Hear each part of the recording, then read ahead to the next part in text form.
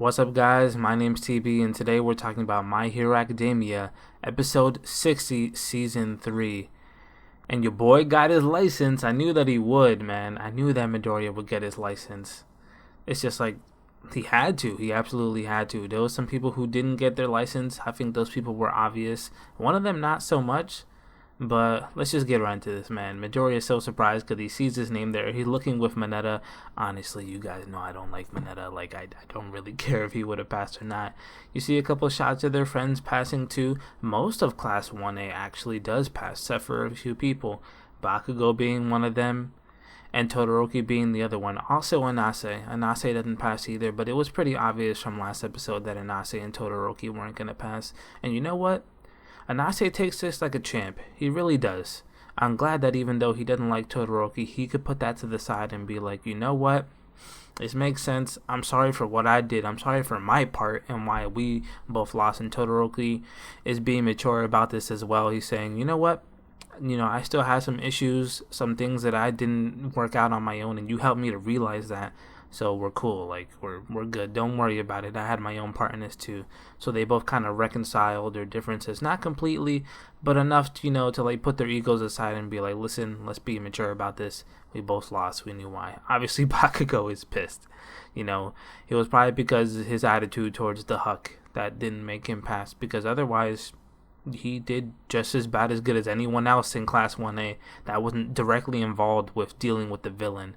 Midoriya says something that's pretty interesting. He happens to get 71 points. Momo gets the most points in Class 1A. I do believe she got like 94 points. She's really proud of that, I see. Ida as well got like 80 something points, more than Midoriya. Apparently the points that he got taken off of his 100 points that he started with was based on how he acted before he started acting and not afterwards, which is weird. They gave you less points on something that you didn't do instead of something that you did do. And Ida also points out the fact that they are helping you become a better hero by showing you where you can improve and not just saying you failed, goodbye.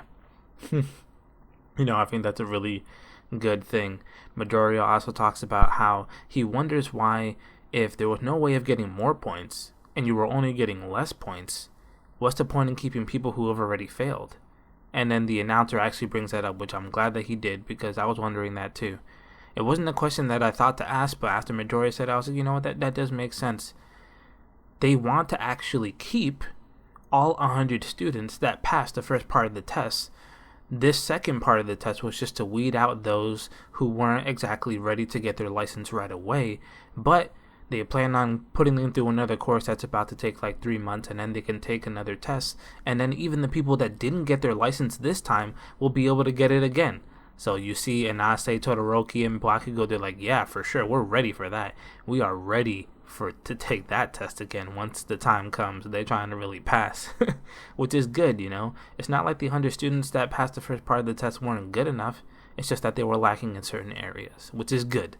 They give them another chance. They could technically fail again, but, after getting extra study time and just practice, I don't think any of them will. 100 new potential pro heroes is a very good thing. And then you see them skip to where Midoriya is just kind of like geeking out over his his hero identification. Provisional, of course, He's not quite there yet, but he's just geeking out about that. He's like, oh, I'm going to show my mom. I'm going to show everybody, who I care about, the fact that, I passed. Because it's important, it's a special moment. I'm sure that his mom would want to know about it. After that, we get Anase just saying bye to Todoroki, like, bro, I still don't like you, but I'm excited to see you, in a while when we get the chance to pass again. And Midoriya says something I've been wondering about, because in the last episode, we also noticed it, well, we the viewers, I actually, her classmates too. Where the heck is Cammy? Where's she been? Midoriya was actually interested in learning some more things about her, and she just kind of just dipped. And that's when one of the members of Shiketsu High School was like, yeah, she said she wasn't feeling well. She went to the train station. She dipped early. And then we find out that Cammy was actually Himiko from the Vanguard squad of the villains, and I knew it. I was talking to one of my friends about this beforehand, actually, because I was like, who in the world would have this much interest in Midoriya that he's met before? Himiko is the only one. She's the only one who had the same sort of vibes that Cammy was giving out, the same sort of demeanor, her personality. It's like, bro, if you just met this guy for the first time, you would know absolutely nothing about him. But we actually get to see what her quirk was, because when she showed up for the first time, she tried to steal Ochiko's blood. She did steal it because she was, impersonating her. But her quirk is that if she has some of your blood and she ingests it, then she could transform into you. Now she has some of Midoriya's blood. Like, oh my god, what are they gonna do with this? Like, that's not a lot of blood, but it's still something. What are they gonna do with this? Is she gonna ingest this blood and pretend to be Midoriya and like mess with people under some sort of operation that they have in the future? Or are they gonna try to use Midoriya's blood to find out more about how his quirk works, because his quirk is connected to One for All and All Might?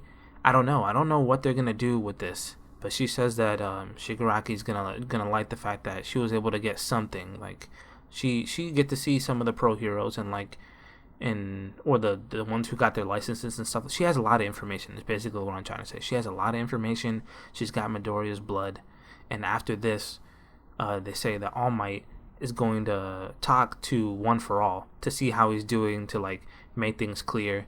And you know what? There's something that I found out that's very specific to One for All's mentality. He likes to give you a certain amount of information, but he also likes to like shove it in your face. You get what I'm saying? Like he likes to pretend like he knows everything and he's got everything figured out and he knows everything about how you're feeling and what you're thinking, and he just likes to get inside your mind. He likes to play head games, which is unique specifically to him. It's really good because he always feels like whenever he's on the scene, he always feels like he's in control of the situation. Nothing is ever going to take him by surprise. And he tells All Might, like, basically now that you've revealed to everyone that you're weak and that you can no longer work as a professional hero, what you're going to see are my plans come to fruition. You know, my what's it called? The person that I have going after me, Shigaraki, he's already left the nest. He's already done and started doing what he's got to do. But Midoriya, he's still working at it, he's still learning. So I got a head start ahead of you. And the only thing that you can do now is wait and see while all my plans go to action, while you do nothing. All these villains are going to come up, they're going to rise up, they're going to do their thing, and there won't be a single thing that you can do about it. And All Might's like, nope, screw you, bro. I'm going to destroy your hopes. I'm going to destroy your dreams. And no one's killing me. No one's killing me. No one's killing Midoriya. All your plans are going to fail. Well, he's confident. And that's what he says. Not 100% sure that's what he came to see him to say, but like that's what he said. And after that, we had the moment that we've been waiting for. I'm a little upset, but not too much. I'm a little upset that they waited to the end of the episode to deal with this, because it was the preview. I knew that they weren't going to fight this episode, because if they're going to actually take the time to develop these characters, Midoriya and Bakugo, then they were going to make it last for a majority of the episode. So I knew that they weren't going to start the fight. But still a little upset that it came in at the end. Bakugo shows up to Midoriya. He's like, bro, go outside in a little bit. We're gonna have a chat. We're gonna have a talk about your quirk. And then he brings up all the things that he's been thinking about up to this point, which shows how smart that Bakugo is. Not only how smart he is, he has a really good memory. He's always paying attention. Never count him out. He's always paying attention to what's going on. He's not just about, being the strongest in the room, the loudest in the room, and everything else that we've seen from him before. I'm glad that we're getting a little bit more information as to who Bakugo is, how he thinks, and stuff like that. Because he tells Midoriya, a while back, I remember when you told me that you borrowed your quirk from someone and you're trying to make your power your own. Then he goes back to talk about the fight that All Might and the League of Villains dude, All for One, the fight that they had. And he's like, it makes sense, everything that I'm thinking, because he had the ability to take quirks and give them to people. And as soon as All Might showed up, you started acting different. He started getting weaker. He put 2 and 2 together, and Bakugo's basically like, you probably got your quirk from All Might, right? And Midoriya doesn't say yes, and he doesn't say no, but he doesn't say anything. So that only leaves one way to think. What else can Bakugo think other than he's right? And he's like, we need to fight now. We need to fight. Midoriya was asking him about, like, what is he going to do with the information? It doesn't seem like he wants to do anything with it. He just wants to fight. Ever since they were a kid, they both admired All Might, and All Might acknowledged Midoriya, not Bakugo, but Midoriya, enough to give him his quirk. So, like, now they want to fight. And he brought him to a pretty interesting place, because that's when they, the Gamma site. I'm excited for next week. I really am. There wasn't much going on in this episode, but there was a lot of setup. There was a setup with the League of Villains. What's not Cammy. What's Himiko gonna do with that blood? There was a setup for the heroes that failed, the test. In a couple months, they're gonna take it. They're gonna get their licenses as well. What's All Might doing talking to All for One? I don't know. There's a lot of stuff. And Midoriya and Bakugo are gonna be fighting next episode. I wonder how it's gonna go. Like I said in my video that I put up last week, I want Midoriya to win. I don't really care. I want Midoriya to win. I want Bakugo to grow more as a character. I want him to stop being this two-dimensional character where all he cares about is being the best, and we never see anything. We never see anything else more from him except for the fact that he hates Midoriya.